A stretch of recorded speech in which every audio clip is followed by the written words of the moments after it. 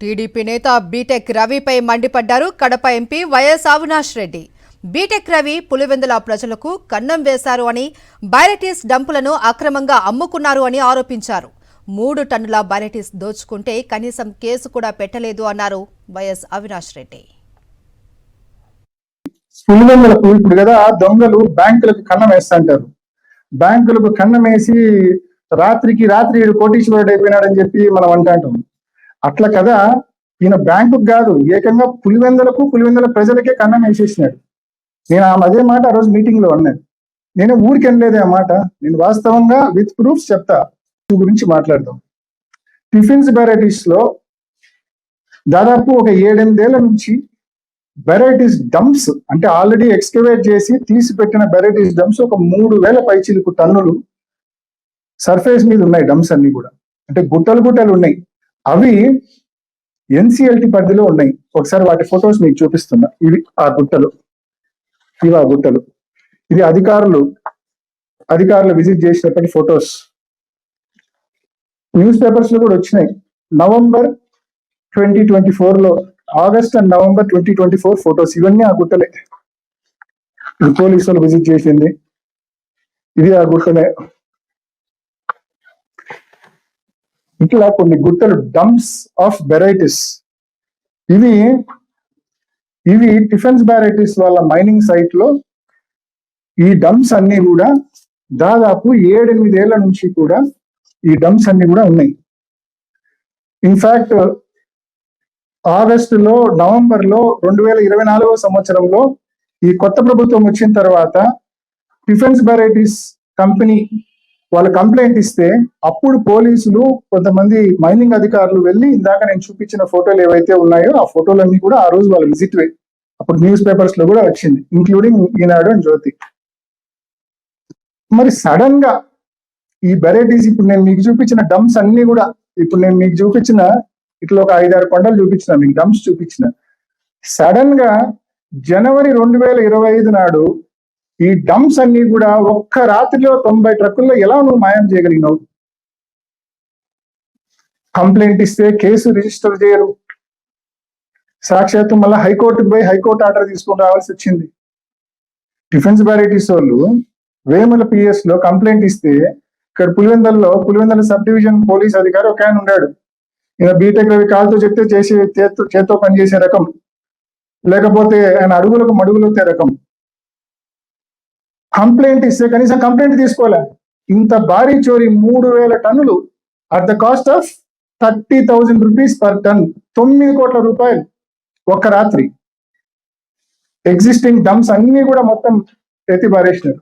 95-96 ట్రక్కులు పెట్టి ఎత్తేసినారు. ట్రక్ నెంబర్లు ఉన్నాయి, డ్రైవర్ల నెంబర్లు ఉన్నాయి, మిషన్లు ఉన్నాయి. తప్పకుండా దీన్ని భవిష్యత్తులో, ఈ రోజు మీ గవర్నమెంట్ ఉంది, మీరు ఎన్ని నాటకాలైనా ఆడొచ్చు, ఎన్ని కథలైనా చెప్పొచ్చు, తప్పకుండా చట్టం ముందు భవిష్యత్తులో మిమ్మల్ని నిలబెట్టే కార్యక్రమం చేస్తాము. ఎల్లకాలం ఇదే పోలీసులు ఉండరు, ఎల్లకాలం మీ ప్రభుత్వమే అధికారంలో కూడా ఉండదు. కాబట్టి తప్పకుండా దీన్ని అకౌంట్ ఫర్ మీరు చేయాల్సి వస్తుంది. ఇది గుర్తు పెట్టుకోమని చెప్పి కోరుతా ఉన్నా. కాబట్టి నేను ఏ విమర్శ కూడా ఊరికే చేయాల, విత్ కాంక్రీట్ ప్రూఫ్.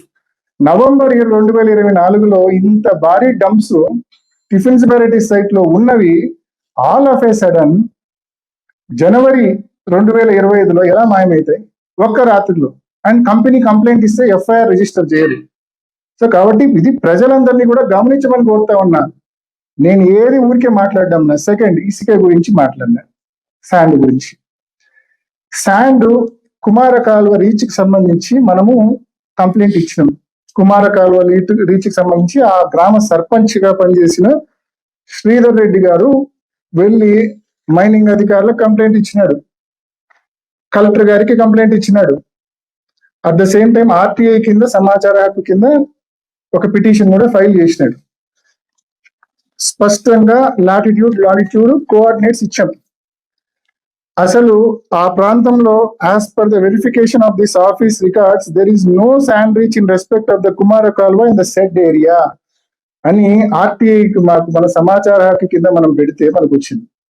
మరి అక్కడ శాండ్ రీచే లేదన్నప్పుడు ఈ ఫోటోలు ఆడి విత్ లాటిట్యూడ్ అండ్ లాంగిట్యూడ్ ఈ ఫోటోలు ఆడి ట్రక్కులు విత్ లాటిట్యూడ్ అండ్ లాంజిట్యూడ్ ట్రక్కుల్లో మిషన్ తో ట్రక్కుల్లోకి లోడ్. ఈ శాండ్ కూడా ఈ ట్రక్కుల్లో ఎక్కడికి పోతుందో కూడా నా దగ్గర ఆధారాలు ఉన్నాయి. కాబట్టి ఖచ్చితంగా చట్టం ముందు నిలబెట్టే కార్యక్రమం చేస్తాము. దీనికంతా అకౌంట్ ఫర్ చేయాలి. ఇంతేకాదు, నిన్న మొన్నటి దాకా కొత్త సిఐ వచ్చేంత వరకు కూడా పులివెందుల్లో కూడా ఇష్టం వచ్చినట్టు జూదం నడిచింది. కొత్త సిఐ వచ్చినాక కంట్రోల్లోకి తెచ్చినాడు జూదాన్ని.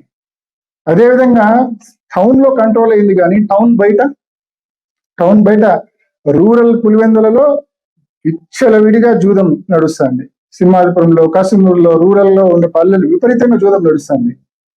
ఏ లెవెల్లో అంటే ప్రజల జోబులు ఖాళీ అయ్యి అసలు ఇంకా వాళ్ళకి డబ్బులన్నీ ఖాళీ చేసుకొని తప్పుడు మార్గాల్లో పోయేంత ఘోరంగా పూర్తిగా ఈ మాదిరి మీరు ప్రజల జోబులు ఖాళీ చేసే కార్యక్రమం చేస్తున్నారు.